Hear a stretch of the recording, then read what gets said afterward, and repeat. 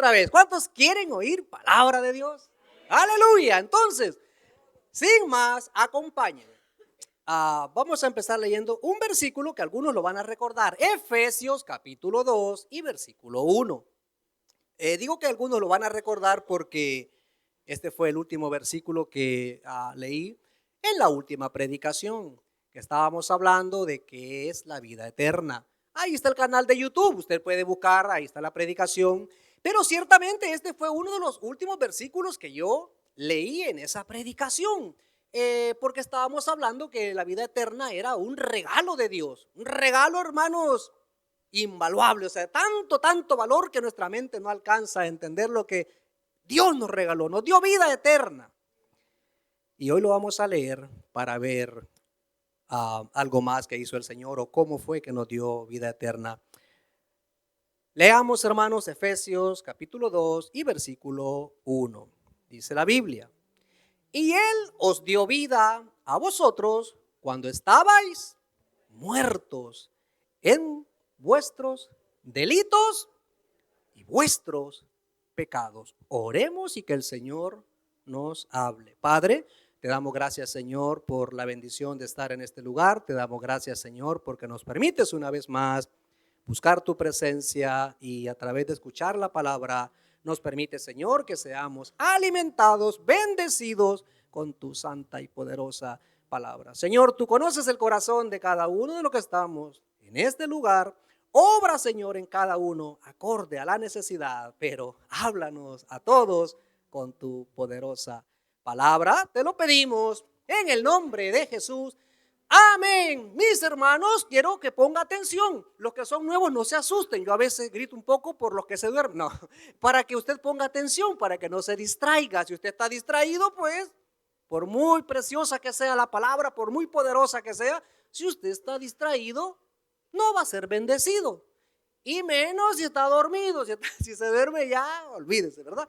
Hermanos, Efesios 2:1 nos dice algo tan precioso que si nos ponemos a meditar, la Biblia nos dice: usted estaba muerto. Usted, nos dice la Escritura, estabais muertos. Y yo les decía en la predicación anterior, ¿cómo que estaba muerto? Yo nunca me he muerto, yo que me acuerdo nunca me he muerto si yo estaba vivo. Sí, vivo físicamente, pero espiritualmente dice la Escritura que estábamos muertos. Entonces es que Dios nos dio ese regalo que se llama vida eterna. Nos dio vida cuando estábamos muertos, hermano. Si estábamos muertos, ¿quién puede rescatar a un muerto? ¿Quién puede rescatar un cadáver? Claro, se puede rescatar un cadáver. Los que no saben, yo trabajé 10 años en primeros auxilios, en rescate. Usted no se imagina la cantidad de cadáveres que hemos sacado de barrancos. Eso en El Salvador, aquí no me vaya a llamar que ya no veo cadáveres. Pero se puede rescatar un cadáver, pero sigue siendo un cadáver. ¿Pero qué cadáver rescata usted o un rescatista o un bombero? Lo rescata y le da vida. El hombre no puede hacer eso, pero Dios sí pudo hacerlo con este montón de ex cadáveres. Éramos cadáveres espirituales y Él nos dio vida. El más grande rescate de la historia. Y hoy, hermano, yo le digo, ponga atención, porque de eso voy a hablar. Voy a hablar de la acción de rescatar, de la acción de ayudar a alguien, de auxiliar, hermano, pero en una situación extrema. Yo le puedo ayudar a mi hermano que necesita 5 euros quizás, pero no es lo mismo cuando una persona está totalmente hundido, totalmente en la ruina. Esas situaciones, hermanos, que son desesperantes y que no hay nada, absolutamente nada que nadie pueda hacer. Hermanos, ¿cómo desearíamos que alguien viniera y nos dijera: escúchame, yo puedo hacer algo por ti? Y yo le doy la gloria a Dios porque muchos, de verdad, hemos experimentado la ayuda de algún ser humano en situaciones difíciles. Porque ¿cuántos saben que todos pasamos situaciones difíciles? ¿Y cuántos? Bueno, mejor no diga amén, pero estoy seguro que todos en algún momento han recibido la ayuda enorme en el peor momento de su vida. Por supuesto de Dios, pero estoy en el campo secular, de algún hermano, de algún familiar. Cuando usted estaba hundido en serios problemas, esa persona que le echó la mano y que usted recuerda y dice, wow, si no fuera por mi madre, si no fuera por ese tío, hermano, y si yo le contara por dónde yo pasé, pero fue gracias a una persona, me ayudó, pagó la deuda que yo jamás, y yo poco a poco, ejemplos. Pues hoy, hermanos, tengo el título un poco raro, porque es un título en hebreo. Yo espero que, bueno, todavía no, cuando yo le diga, si usted tiene Biblia de papel, apunte el título que traigo hoy para exponer. Es un título bien curioso. Yo ya le digo que cuando se traen palabras hebreas, cuando se traen palabras griegas, a nosotros normalmente se nos olvidan. Pero espero en Dios que la palabra que hoy que tenemos como título, ahora ponen el título, que usted lo pueda apuntar en su Biblia. Y cada vez que usted lea el libro de Job, que usted pueda tener esas letras ahí grandes y que sepa lo que significa. El título de hoy es Mi Goel. Se parece al nombre de Joel, pero es con G. Mire, Mi Goel.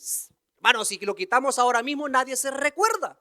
Pero por eso le digo, cuando ahí hay dos versículos en Job 10, pero todavía no, en su casita, total, ahí está en YouTube la prédica y eso.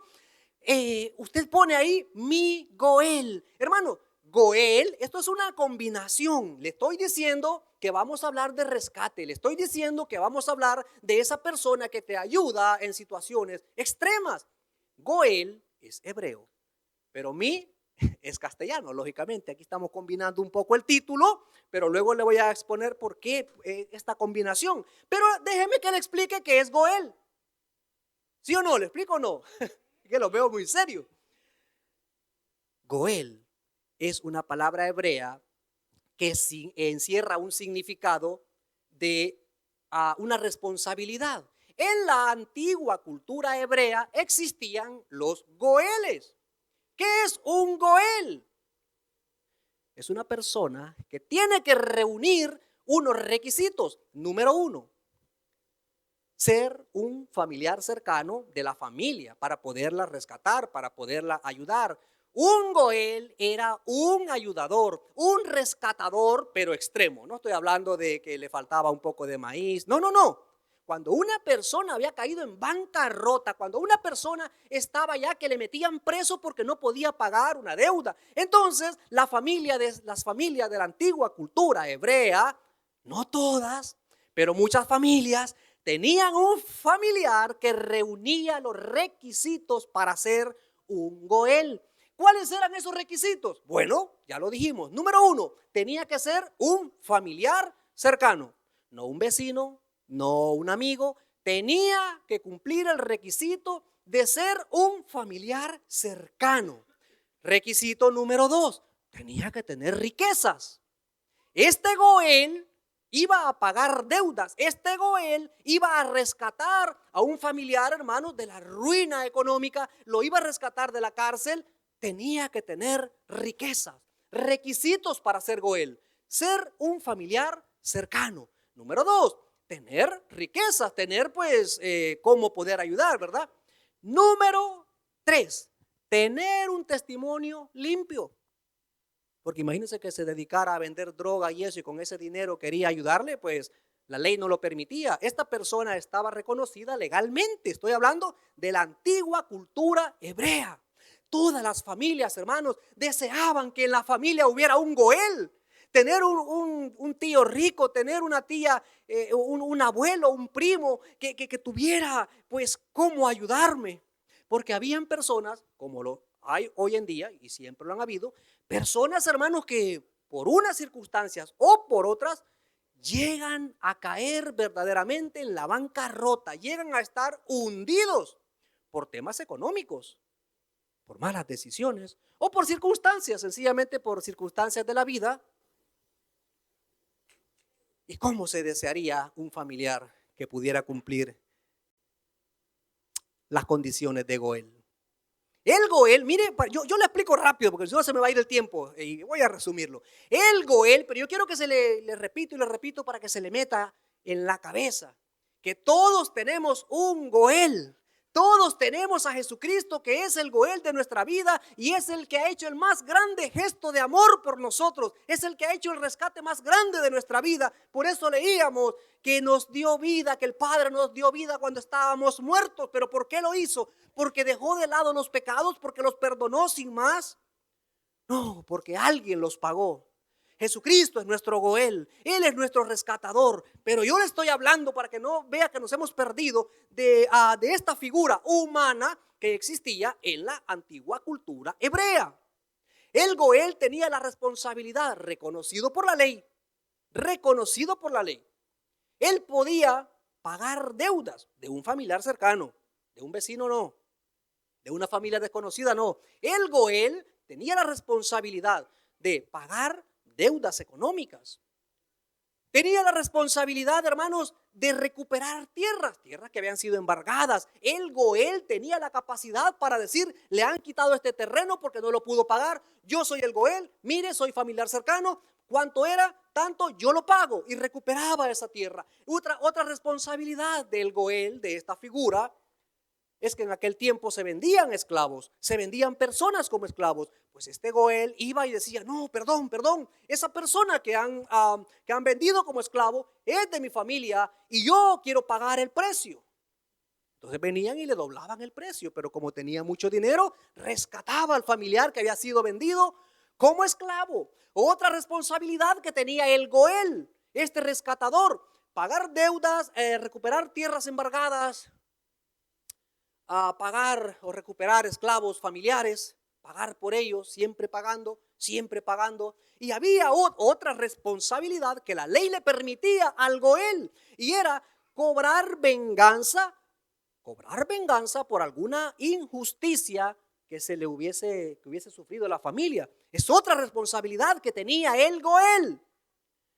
Y hay otra responsabilidad que tenía el Goel, parte de la venganza, y esta es curiosa, y algunos la habrán escuchado ya. Él tenía la responsabilidad, si quería, porque él podía negarse, el Goel tenía la responsabilidad de darle descendencia a la viuda de la familia. Y cuando él tenía que casarse, si él quería, no era obligación. Y cuando tuvieran hijos, los hijos de este Goel no iban a ser reconocidos como hijos de él, sino que iban a ser reconocidos como hijos del difunto. Era otra responsabilidad que tenía el Goel. Hermanos, el Goel. La palabra Goel se saca de Gaal. Gaal es un verbo que, como les dije al principio, que encierra el término de responsabilidad, de rescatar.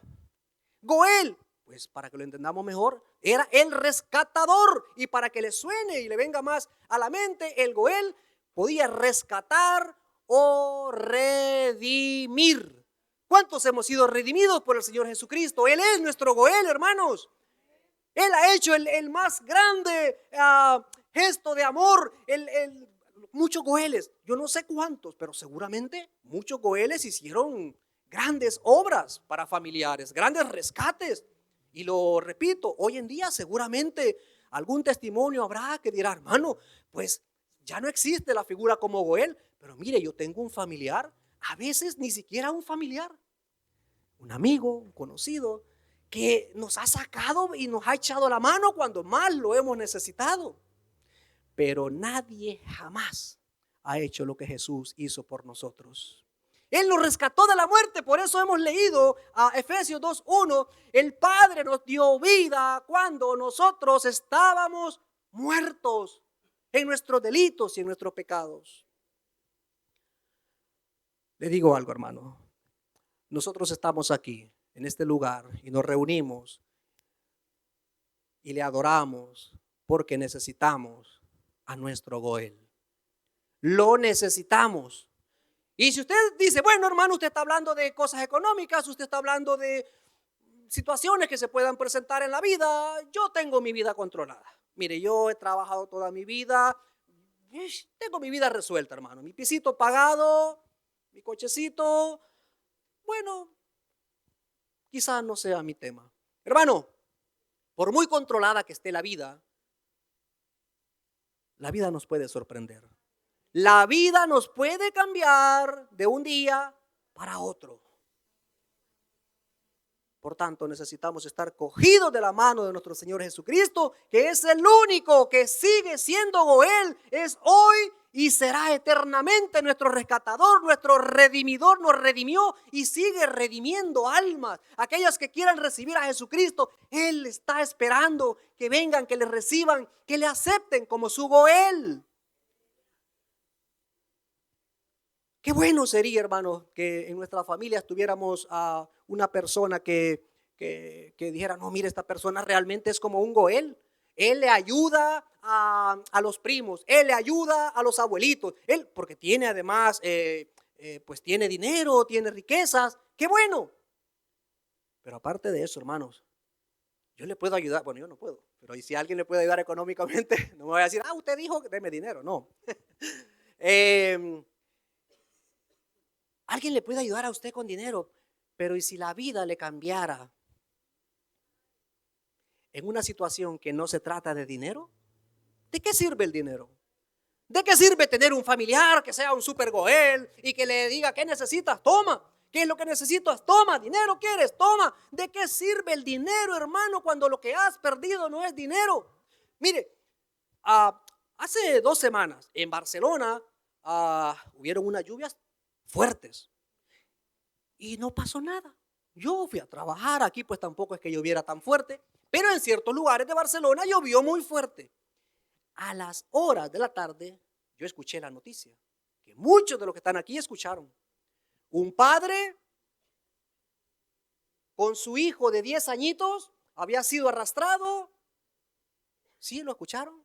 Llovió mucho y en una calle pues hay ahí una bajada donde se hace una, ¿cómo se dice? Una riada.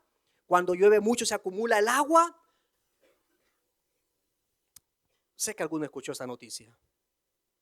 Él había quedado con unos amigos. Era una persona que compartía la custodia de su hijo con la madre. Y ese día le tocaba a él. Y se lo llevó donde unos amigos. Y empezó a llover. Y los amigos le dijeron, hombre, no te vayas. Está lloviendo. No, me voy. Mire, le podía contar mucho. Pero usted sabe la noticia. Se fue arrastrado el coche. Al niño lo encontraron en el coche, fallecido.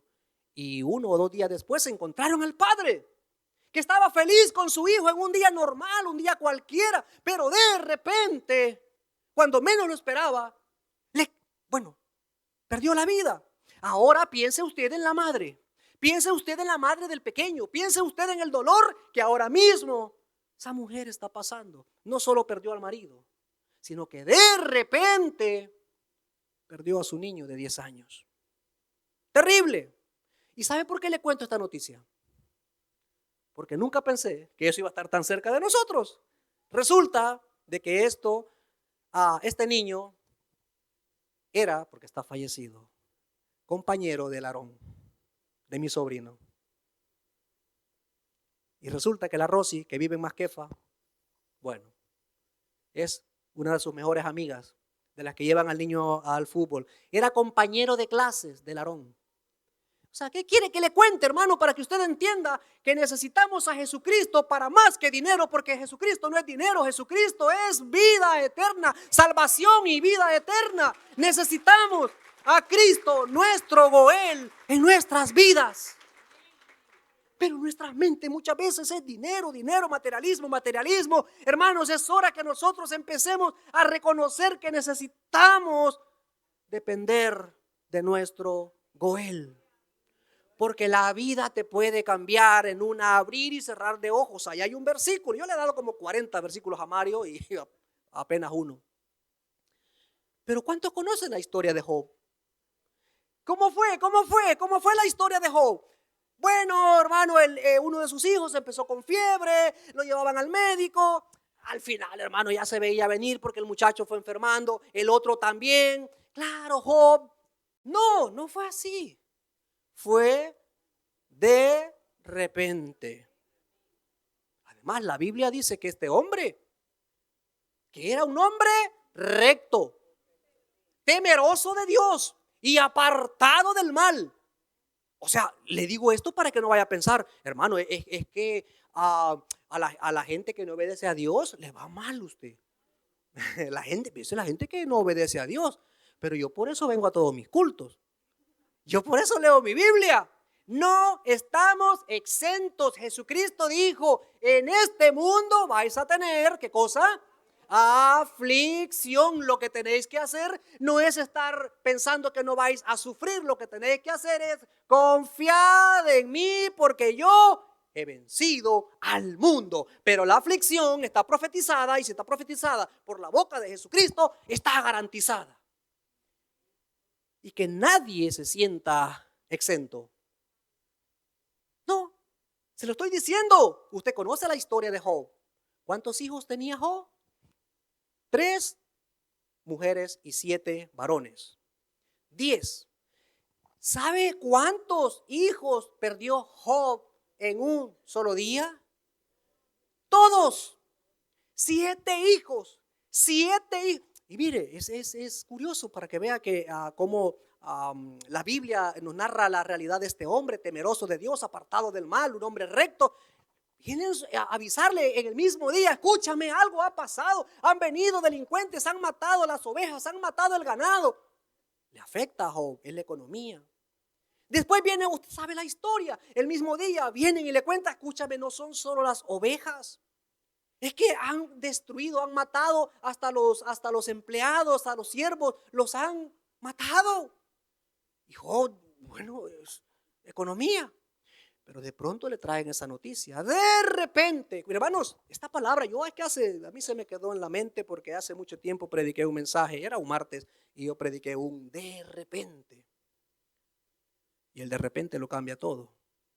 Ojalá que sea para vida eterna. Ojalá que de repente entendamos el que no tiene a Cristo y diga, yo necesito a mi Goel, yo necesito a mi Salvador, y de repente entiendas que necesitas a un Salvador. Pero la historia de Job, hermanos, como la historia de Job, en la Biblia, mire, hay un ejemplo, yo lo parafraseo porque para mí es mejor. Hay otra historia que se conoce bastante del de repente. El de repente, yo quiero que se meta eso en la mente. Necesitamos a Jesucristo, que es nuestro Goel. ¿Por qué? Porque de repente también puede ser la economía, también puede ser algo material. Pero de repente, hermanos, es que no nos gusta decirlo, pero la muerte no es que puede, es que va a llegar a cada una de nuestras familias. Y en ese momento, como dije anteriormente, lo que tú vas a necesitar es un Goel que te llene el corazón de paz. Esa paz que sobrepasa todo entendimiento y que solamente la podemos tener de mano de nuestro Señor Jesucristo. En la Biblia hay, hermanos, otra historia, la parafraseo rápido, de un matrimonio normal. Yo tengo mi matrimonio, trabajamos los dos, tenemos nuestros, normal. En la Biblia hay un ejemplo de un de repente tremendo. Un matrimonio normal, una mujer, un hombre, tienen 2 hijos varones. De repente, hay una hambruna. Ellos vivían en Belén. Y dice, oye, ¿qué hemos hecho mucho? Bueno, todos casi los que estamos aquí, de nuestros países, hemos venido aquí pues porque acá hay mejores oportunidades, aquí pues no, hemos venido a trabajar pues a ver si podemos mejorar nuestra economía, sacar adelante nuestra familia quizá de una manera más cómoda.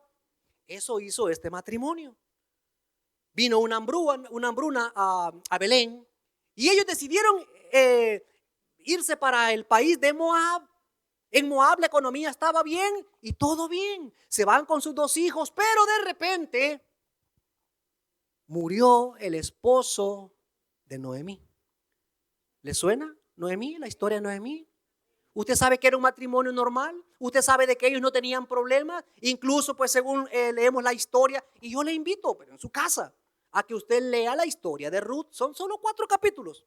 Pero mire, parece que es un libro de estos como si fueran de la vida de fantasía. No es fantasía. Léase el libro de Ruth, hágalo despacio y no va a querer dejar de leer, porque es una historia bien bonita y la historia es de redención. todo está bien, pero de repente muere Elimelech. Y se queda aquella mujer que tenía un matrimonio normal, ahora es una viuda. Pero bueno, tiene sus dos hijos. Se muere Elimelech. Y los dos hijos, Kelión y Malón, se casan. Pues la viuda pues se gozaría, ¿no? Ver que sus hijos se casan y que ahora tienen pues sus esposas. Ahora ella tiene dos hijos y ahora tiene dos nueras. ¿Alguien sabe las nueras? Orfa, muy bien. Y Ruth. ¿Sabe lo que significa Orfa? A ver quién se identifica. No, por ahí. No, Orfa, el significado de este nombre es testaruda. ¿Alguien dijo amén? Cualquier parecido es pura coincidencia. No, testaruda, cabezona. Y pone así entre comillas, rebeldona. ¿A cuántos hermanos varones le suena? No. Hay orfos también, ¿eh? Cuidado que hay orfos, cuidado que hay orfos y orcos también. Hermanos, Noemí de repente es una viuda, pero se le casan sus dos hijos. La vida pues vuelve a tener sentido. En aquel tiempo las viudas era un sector, pues era algo muy delicado. Porque si una mujer se quedaba viuda, es que las mujeres dependían al 100% de los hombres. Pero si tenía hijos, pues los hijos podían. Por eso es que Pablo cuando escribe a Timoteo, creo que es en la segunda carta, él le dice, mira, Timoteo, haz una lista de las que son verdaderamente viudas. ¿Cómo que verdaderamente viudas? Si se le murió el marido y se le murió. ¿Que acaso hay viudas de mentira? No, lo que pasa es que hay viudas que tienen hijos que les pueden ayudar.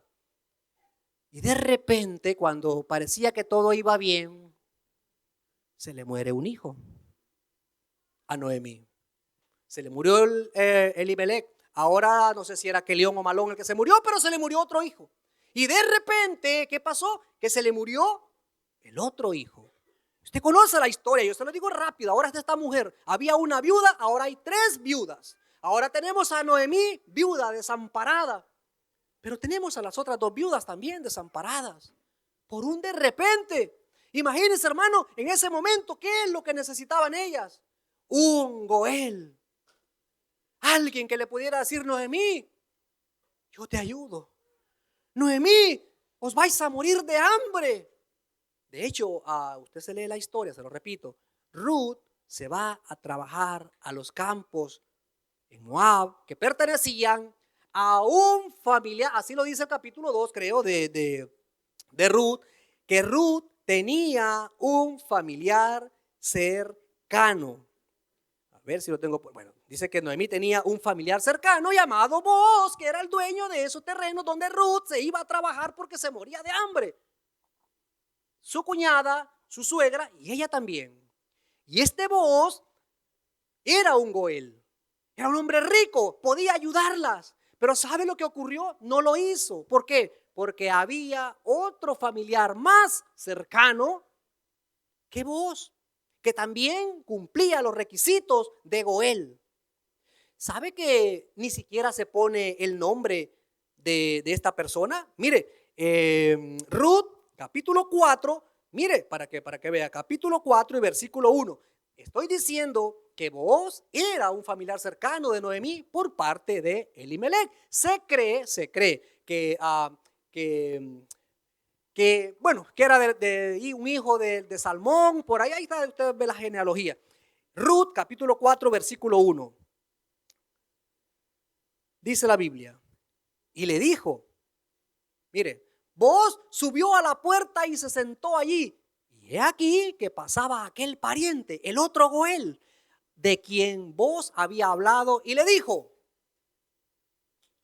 a ver si ponemos el siguiente versículo. ¿Qué le dijo? Lea. Fulano. Literalmente la Biblia dice, fulano.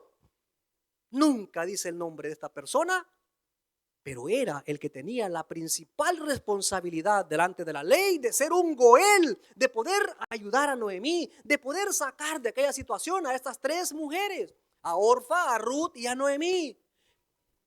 Booz lo que hizo fue que se fue, reunió 10 testigos y fue donde este hombre y le dijo, tú, fulano, ven aquí.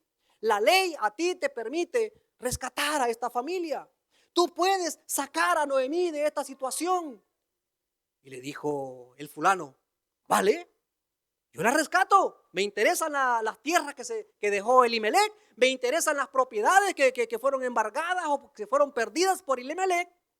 Pero vos, le dice, ya, pero es que el Goel también tiene una gran responsabilidad. El Goel tiene que dar descendencia a la viuda. Así que tú, en cuanto firmes, en cuanto aceptes redimir a esta familia, tú tienes que casarte con Ruth y darle descendencia a Malón, que era el que estaba casado con Ruth.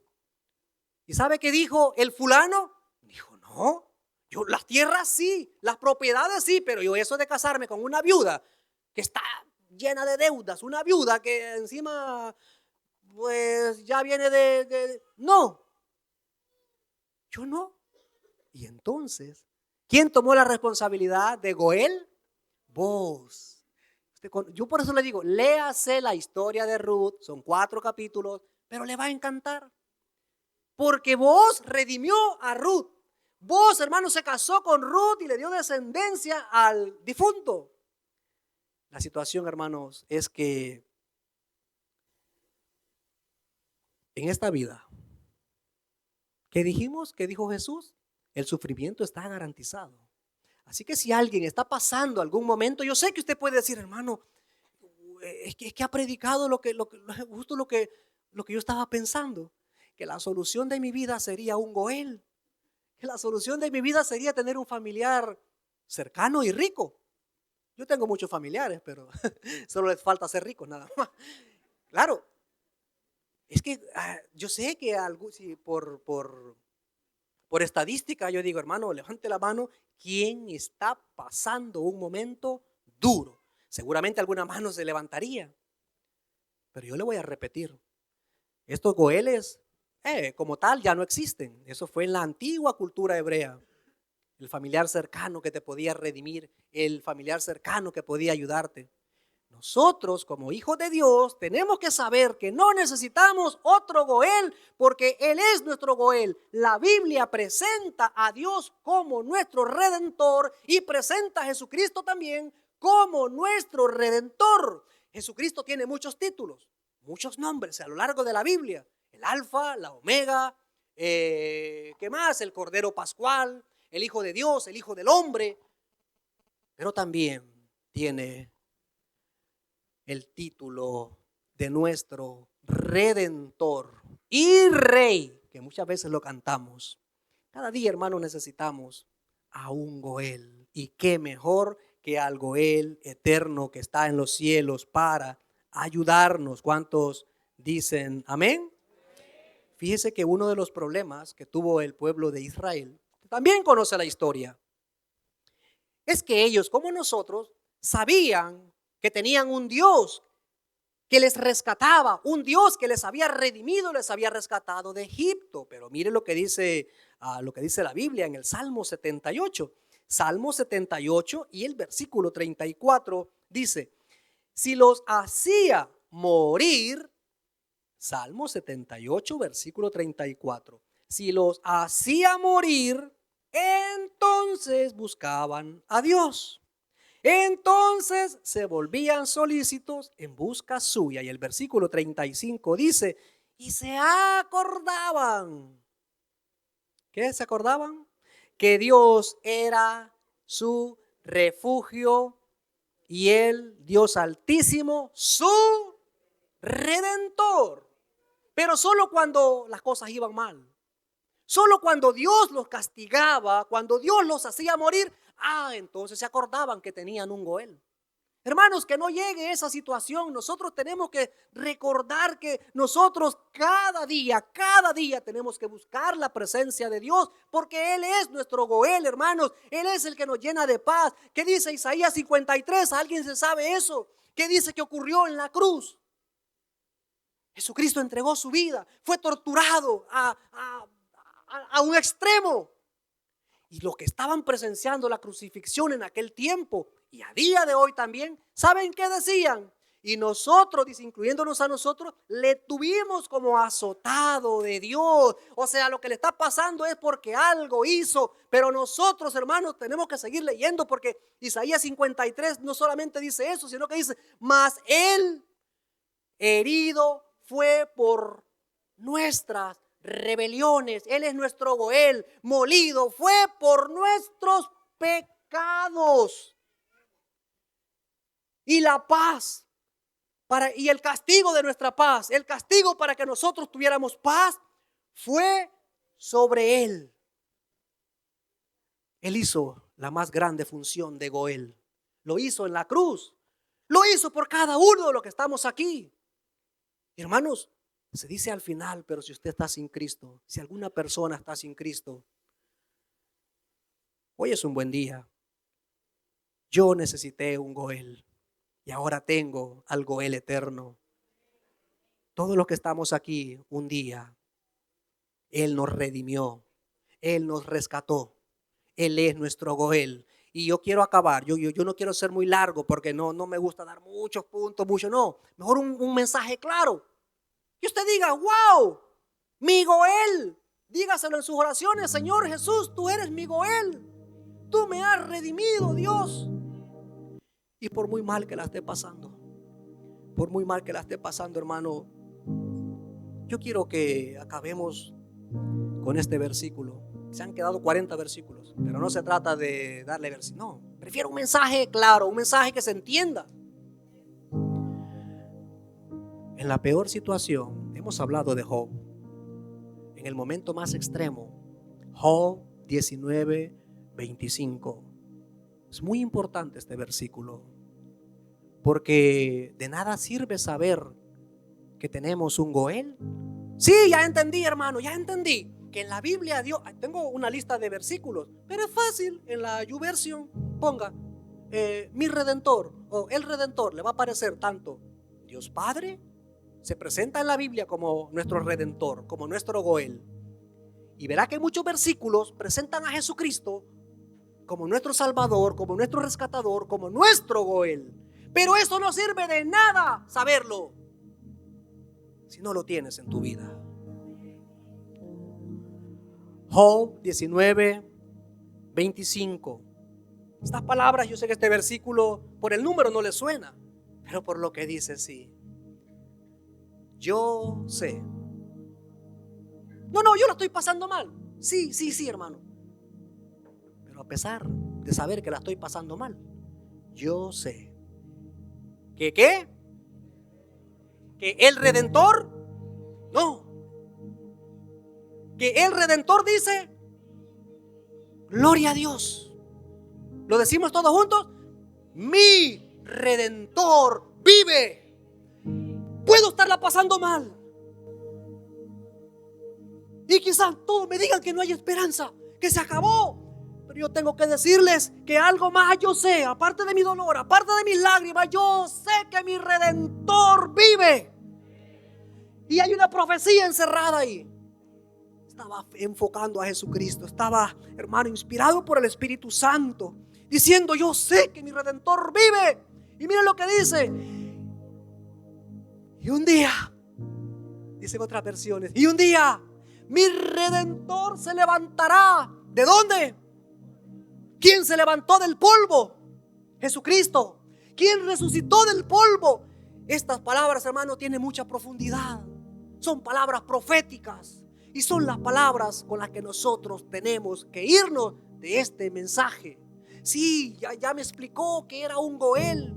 Está bien que usted recuerde que existió una figura humana como Goel, como rescatador, que ayudaba en la economía, que ayudaba con las tierras, incluso daba descendencia a las viudas. Pero es mejor que usted lleve en su corazón que usted y yo, si tenemos a Cristo, tenemos al Goel eterno. Y si tenemos al Goel, ¿qué nos falta? Nada. ¿Por qué? Porque Él está vivo y permanece para siempre. Dios le bendiga grandemente. Amén.